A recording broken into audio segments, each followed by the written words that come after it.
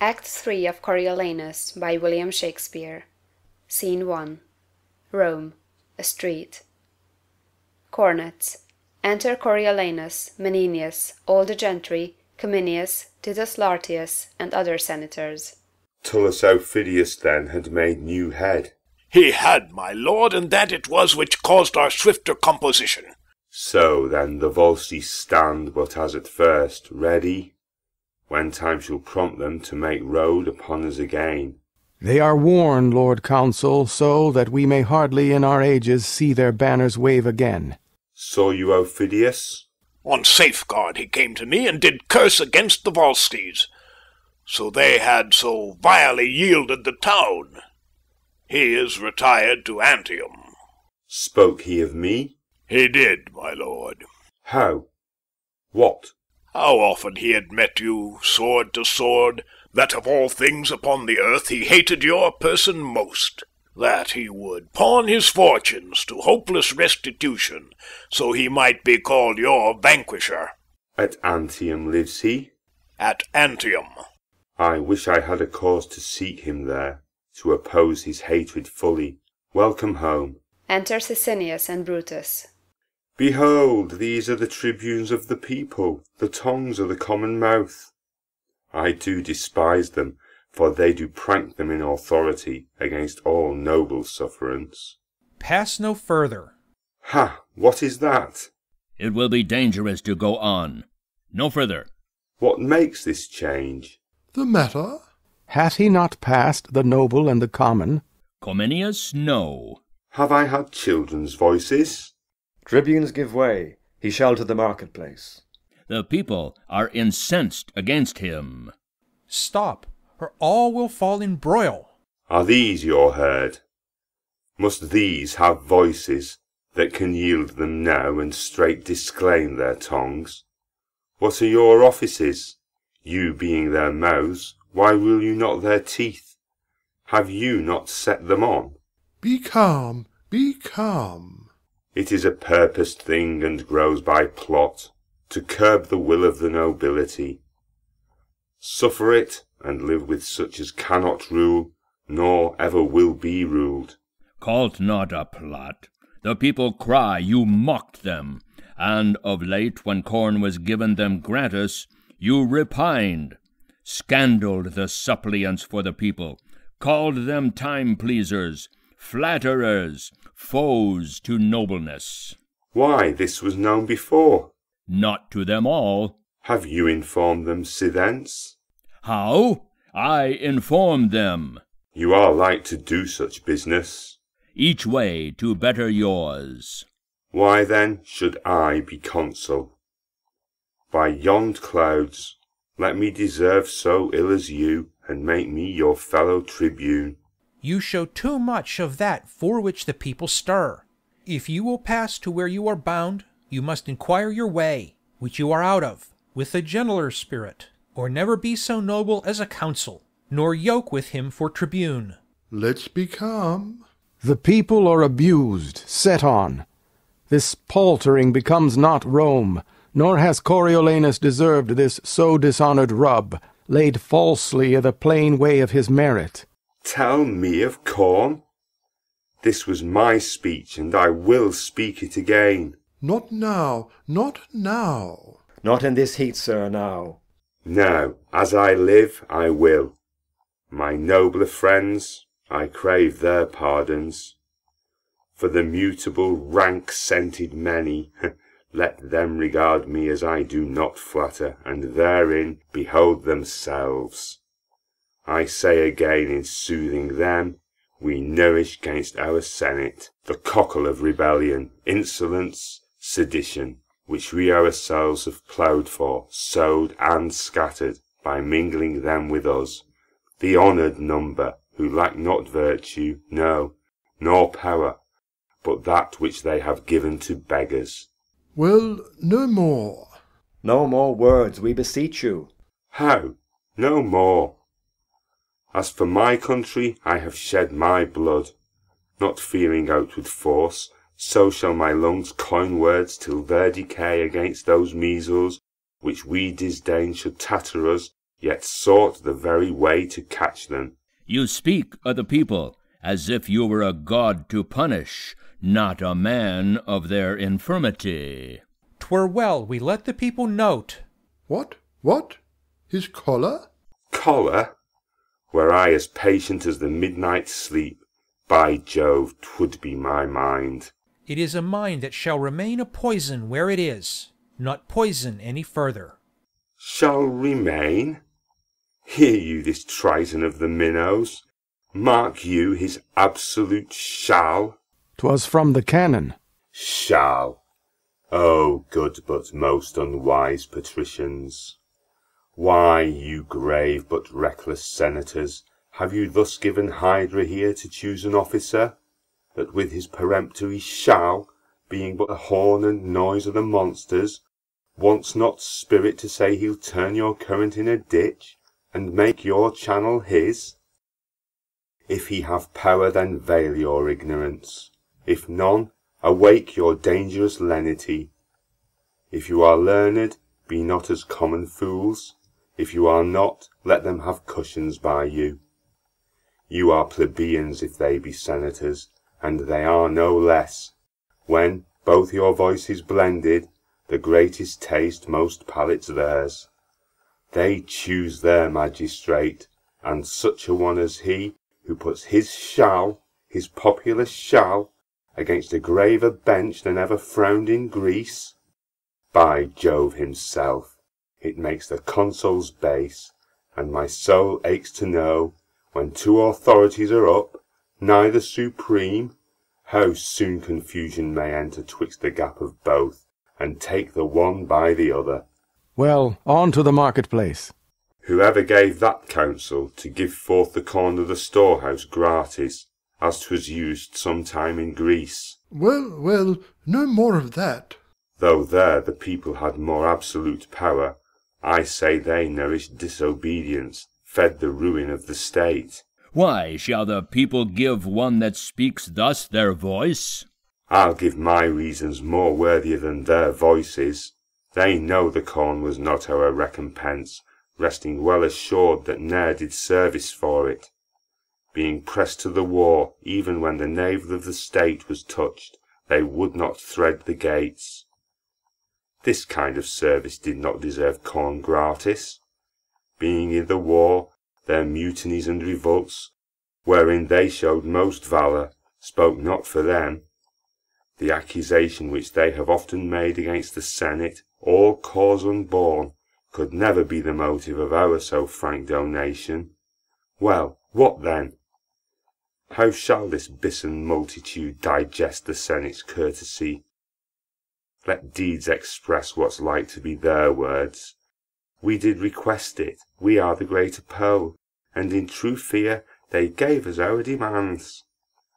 Thus we debase the nature of our seats, and make the rabble call our cares fears, which will in time break ope the locks of the Senate, and bring in the crows to peck the eagles. Come, enough.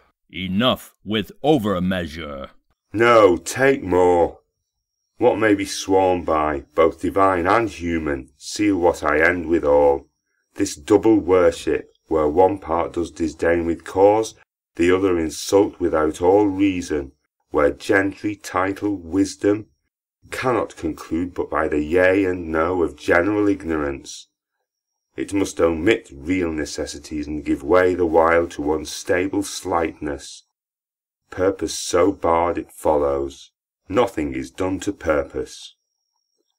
Therefore beseech you, you that will be less fearful than discreet, that love the fundamental part of state more than you doubt the change on it, that prefer a noble life before a long, and wish to jump a body with a dangerous physic that's sure of death without it. At once pluck out the multitudinous tongue, let them not lick the sweet which is their poison. Your dishonour mangles true judgment and bereaves the state of that integrity which should become it, not having the power to do the good it would for thee in which doth control it. Has said enough.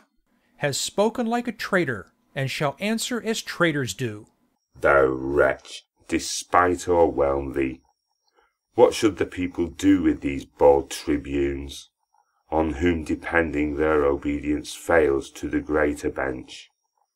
In a rebellion, when what's not meet, but what must be was law, then were they chosen. In a better hour, let what is meet be said it must be meet, and throw their power i' the dust. Manifest treason! This a council? No. The Aediles, ho! Enter an Aedile. Let him be apprehended. Go, call the people. Exit Aedile. In whose name myself attach thee as a traitorous innovator, a foe to the public weal. Obey, I charge thee, and follow to thine answer. Hence, old goat. Aged sir, hands off. Hence, rotten thing, or I shall shake thy bones out of thy garments. Help, ye citizens! Enter a rabble of citizens, plebeians, with the Aediles. On both sides more respect. Here's he that would take from you all your power. Seize him, Aediles! Down! Citizens! What Citizens! Peace! Hold! Peace! What is about to be? I am out of breath. Confusion's near. I cannot speak. You, tribunes, to the people.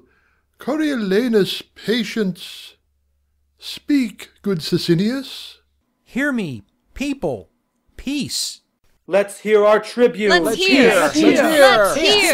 Speak! You are at point to lose your liberties. Coriolanus would have all from you. Coriolanus, whom late you have named for council. Fie! This is the way to kindle, not to quench. To unbuild the city and to lay all flat. What is the city but the people? True. The people are the city. True! By the consent of all, we were established the people's magistrates. You so remain. And so are like to do. This is the way to lay the city flat, to bring the roof to the foundation, and bury all, which yet distinctly ranges in heaps and piles of ruin. This deserves death. Or let us stand to our authority, or let us lose it. We do here pronounce, upon the part of the people, in whose power we were elected theirs, Coriolanus is worthy of present death. Therefore lay hold of him. Bear him to the rock Tarpeian, and from thence into destruction cast him. Aediles, seize him. Yield, Coriolanus, yield! Hear me one word. Beseech you, tribunes, hear me but a word. Peace! To Brutus. Be that you seem truly your country's friend, and temperately proceed to what you would thus violently redress. Sir, those cold ways that seem like prudent helps are very poisonous where the disease is violent. Lay hands upon him, and bear him to the rock. No, I'll die here. Drawing his sword. There's some among you have beheld me fighting. Come, try upon yourselves what you have seen me. Down with that sword. Tribunes, withdraw a while. Lay hands upon him. Help Coriolanus! Help, you that be noble! Help him, young and old! Down with him! Down with him! In this mutiny, the tribunes, the Aediles, and the people are beat in. Go, get you to your house. Be gone. Away. All will be naught else. Get you gone. Stand fast. We have as many friends as enemies. Shall it be put to that? The gods forbid. I prithee, noble friend, home to thy house. Leave us to cure this cause. For 'tis a sore upon us. You cannot tent yourself. Be gone, beseech you. Come, sir, along with us. Aye, would they were barbarians, as they are, though in Rome littered. Not Romans, as they are not, though carved in the porch of the Capitol. Be gone. Put not your worthy rage into your tongue. One time will owe another. On fair ground I could beat 40 of them. I could myself take up a brace of the best of them, yea, the 2 tribunes. But now 'tis odds beyond arithmetic. and manhood is called foolery when it stands against a falling fabric. Will you hence before the tag return, whose rage doth rend like interrupted waters, and o'erbear what they are used to bear? Pray you be gone. I'll try whether my old wit be in request with those that have but little. This must be patched with cloth of any colour. Nay, come away. Exeunt Coriolanus, Cominius, and others. This man has marred his fortune. His nature is too noble for the world. He would not flatter Neptune for his trident, or Jove's for his power to thunder. His heart's his mouth. What his breast forges, that his tongue must vent, and being angry, does forget that ever he heard the name of death. A noise within. Here's goodly work. I would they were abed. I would they were in Tiber. What the vengeance! Could he not speak 'em fair? Re-enter Brutus and Sicinius with the rabble. Where is this viper that would depopulate the city and be every man himself? You worthy tribunes. He shall be thrown down the Tarpeian rock with rigorous hands. He hath resisted law, and therefore law shall scorn him further trial than the severity of the public power which he so sets at naught. He shall well know the noble tribunes are the people's mouths, and we their hands. He shall, sure on it. Sir, sir. Peace. Do not cry havoc, where you should but hunt with modest warrant. Sir, how comest that you have holp to make this rescue? Hear me speak. As I do know the consul's worthiness, so can I name his faults. Counsel? What counsel? The consul Coriolanus. He, consul. No. If by the tribune's leave, and yours, good people, I may be heard, I would crave a word or two, the which shall turn you to no further harm than so much loss of time. Speak briefly then, for we are peremptory to dispatch this viperous traitor. To eject him hence were but one danger, and to keep him here our certain death. Therefore it is decreed he dies tonight. Now the good gods forbid that our renowned Rome, whose gratitude towards her deserved children is enrolled in Jove's own book, like an unnatural dam should now eat up her own. He's a disease that must be cut away. Oh, he's a limb that has but a disease, mortal to cut it off, to cure it, easy. What has he done to Rome that's worthy death? Killing our enemies, the blood he hath lost, which, I dare vouch, is more than that he hath, by many an ounce. He dropped it for his country. And what is left, to lose it by his country, were to us all, that do it and suffer it, a brand to the end of the world. This is clean, Cam. Merely awry. When he did love his country, it honoured him.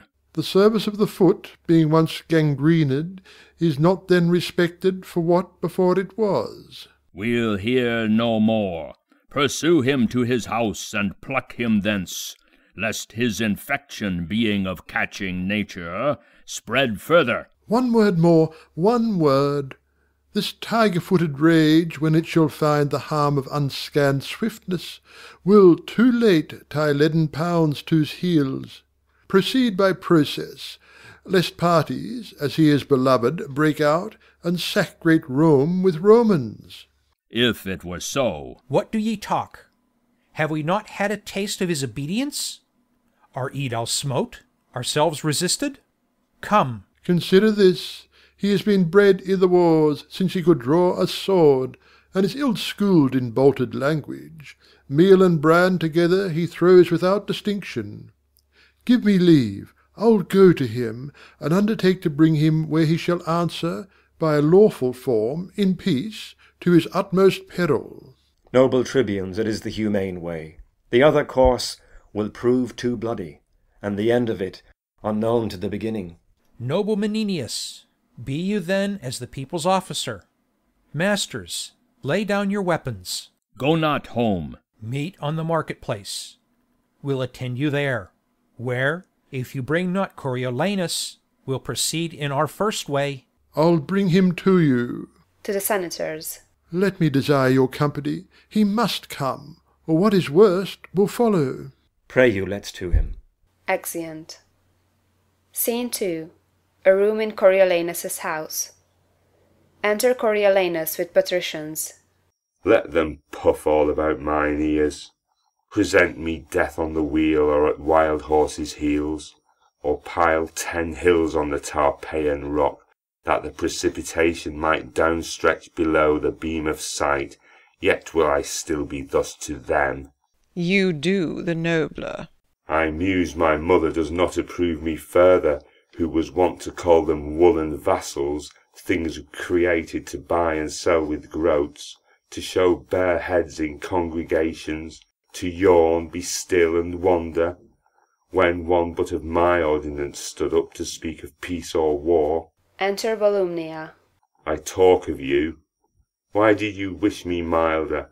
Would you have me false to my nature? Rather say I play the man I am. Oh, sir, I would have had you put your power well on before you had worn it out. Let go. You might have been enough the man you are, with striving less to be so.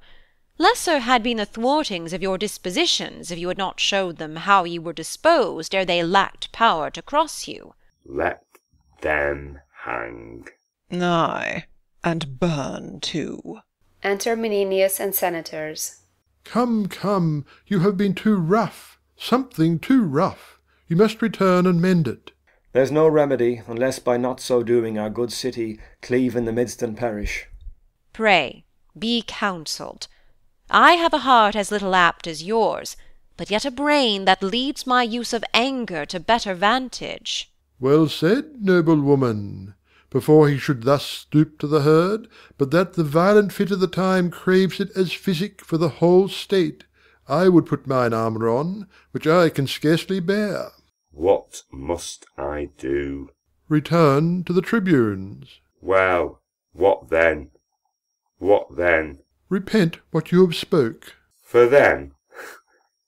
I cannot do it to the gods. Must I then do it to them? You are too absolute, though therein you never can be too noble, but when extremities speak. I have heard you say honour and policy, like unsevered friends, i' the war do grow together. Grant that, and tell me in peace what each of them by the other lose, that they combine not there. Tush, tush. A good demand. If it be honour in your wars to seem the same you are not, which for your best ends you adopt your policy, how is it less or worse that it shall hold companionship in peace with honour, as in war, since that to both it stands in like request? Why force you this? Because that now it lies you on to speak to the people, not by your own instruction, nor by the matter which your heart prompts you, but with such words that are but rooted in your tongue, though but bastards and syllables of no allowance to your bosom's truth. Now this no more dishonours you at all than to take in a town with gentle words, which else would put you to your fortune and the hazard of much blood. I would dissemble with my nature where my fortunes and my friends at stake required I should do so in honour. I am in this your wife, your son, these senators, the nobles, and you will rather show our general louts how you can frown than spend a fawn upon 'em for the inheritance of their loves and safeguard of what that want might ruin. Noble lady, come, go with us, speak fair, you may salve so, not what is dangerous present, but the loss of what is past. I prithee now, my son, go to them with this bonnet in thy hand, and thus far having stretched it, here be with them, thy knee bussing the stones, for in such business action is eloquence, and the eyes of the ignorant more learned than the ears, waving thy head, which often thus correcting thy stout heart, now humble as the ripest mulberry that will not hold the handling. Or say to them, thou art their soldier, and being bred in broils hast not the soft way which, thou dost confess, were fit for thee to use as they do claim, in asking their good loves, but thou wilt frame thyself, forsooth, hereafter theirs, so far as thou hast power and person. This but done, even as she speaks, why their hearts were yours. for they have pardons, being asked as free as words to little purpose. Prithee now, go and be ruled, although I know thou hadst rather follow thine enemy in a fiery gulf than flatter him in a bower. Here is Cominius. Enter Cominius. I have been in the marketplace, and, sir, 'tis fit you make strong party, or defend yourself by calmness or by absence. All's in anger. Only fair speech. I think 'twill serve if he can thereto frame his spirit. He must and will. Prithee now, say you will, and go about it. Must I go show them my unbarbed sconce? Must I with base tongue give my noble heart a lie that it must bear? Well, I will do it.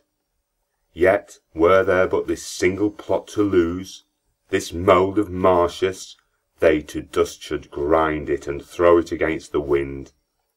To the marketplace. You have put me now to such a part which never I shall discharge to the life.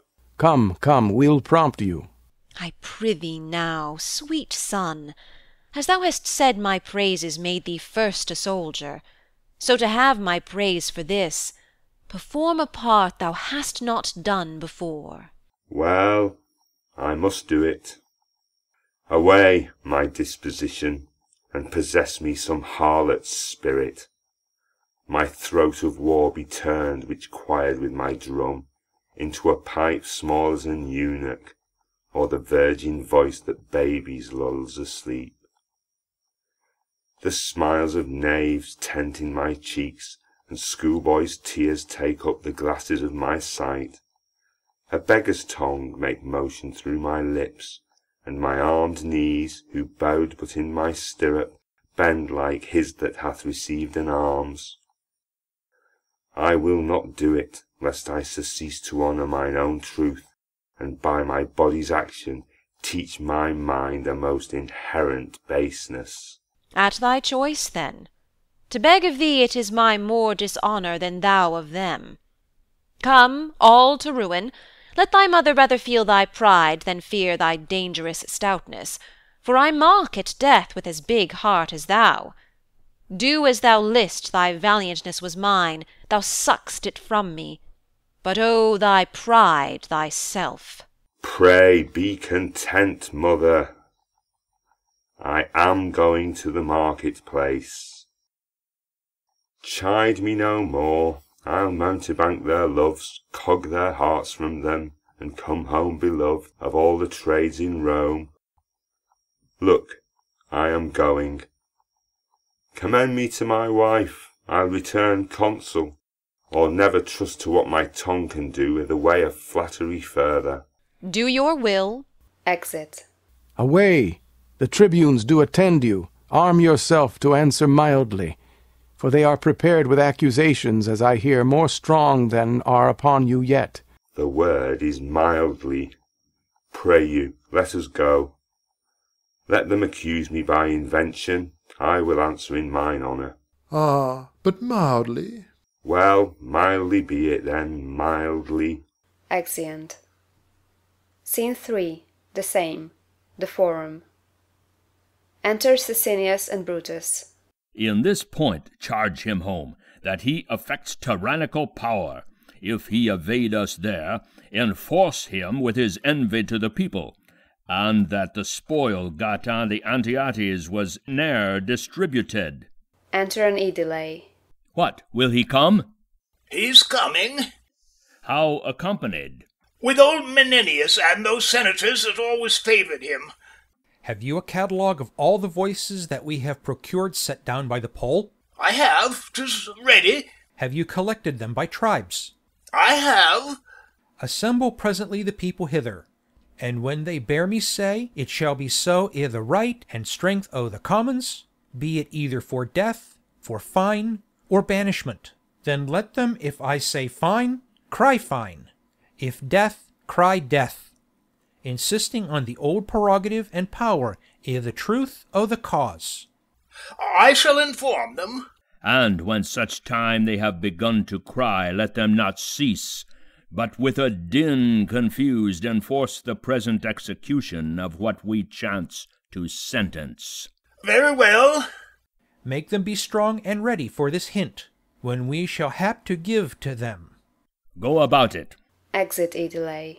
Put him to collar straight. He hath been used ever to conquer, and to have his worth of contradiction. Being once chafed, he cannot be reined again to temperance. Then he speaks what's in his heart, and that is there which looks with us to break his neck. Well, here he comes. Enter Coriolanus, Menenius, and Cominius, with senators and patricians. Calmly, I do beseech you. I, as an ostler, that for the poorest piece will bear the knave by the volume. The honoured gods keep Rome in safety, and the chairs of justice supplied with worthy men. Plant love among us, throng our large temples with the shows of peace, and not our streets with war. Amen. Amen. A noble wish. Re-enter Edilei with citizens. Draw near, ye people. List to your tribunes. Audience, peace, I say. First, hear me speak. Well, say. Peace, ho! Shall I be charged no further than this present? Must all determine here?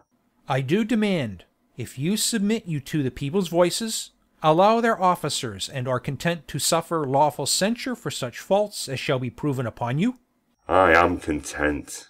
Lo, citizens, he says he is content the warlike service he has done. Consider, think upon the wounds his body bears, which show like graves i' the holy churchyard. Scratches with briars, scars to move laughter only. Consider further that when he speaks, not like a citizen, you'll find him like a soldier. Do not take his rougher accents for malicious sounds, but, as I say, such as become a soldier, rather than envy you. Well, no more. What is the matter, that being passed for consul with full voice, I am so dishonoured that the very hour you take it off again?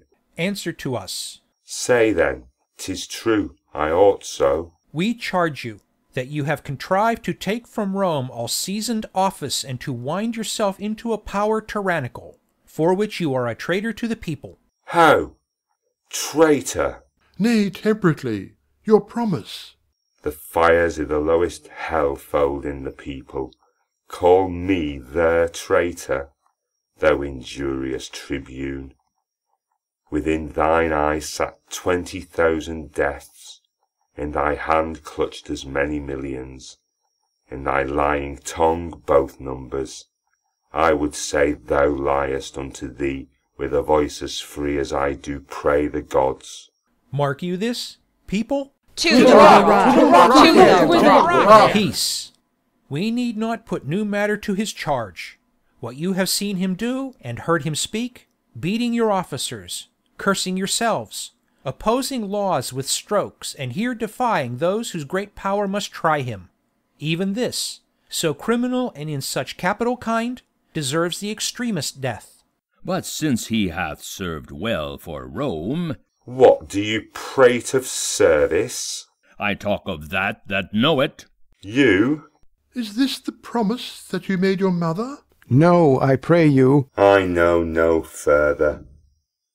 Let them pronounce the steep Tarpeian death, vagabond exile, flaying, pent to linger but with a grain a day.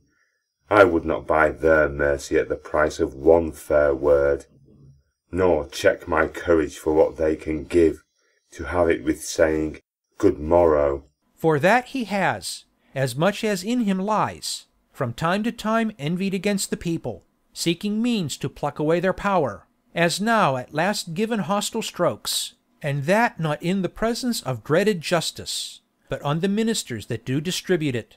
In the name of the people and in the power of us the tribunes, we, even from this instant, banish him our city, in peril of precipitation from off the rock Tarpeian never more to enter our Rome gates. I' the people's name, I say it shall be so. It shall be so, it shall be so. Let him away, he's banished, and it shall be so. Hear me, my masters and my common friends. He's sentenced. No more hearing. Let me speak. I have been consul, and can show for Rome her enemies' marks upon me. I do love my country's good with a respect more tender, more holy and profound, than mine own life, my dear wife's estimate, her womb's increase, and treasure of my loins. Then if I would speak that— We know your drift. Speak what? There's no more to be said, but he is banished as enemy to the people and his country.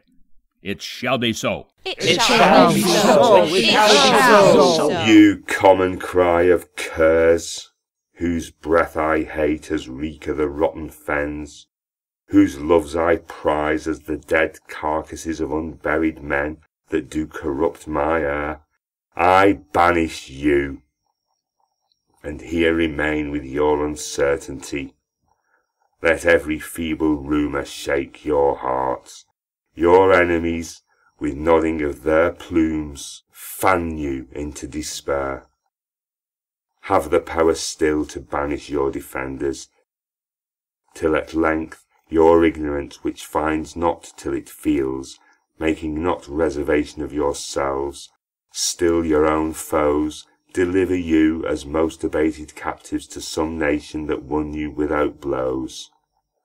Despising for you the city, thus I turn my back. There is a world elsewhere. Exeunt Coriolanus, Comenius, Menenius, senators, and patricians. The people's enemy is gone, is gone! Our enemy is banished, he is gone! Banished! Gone!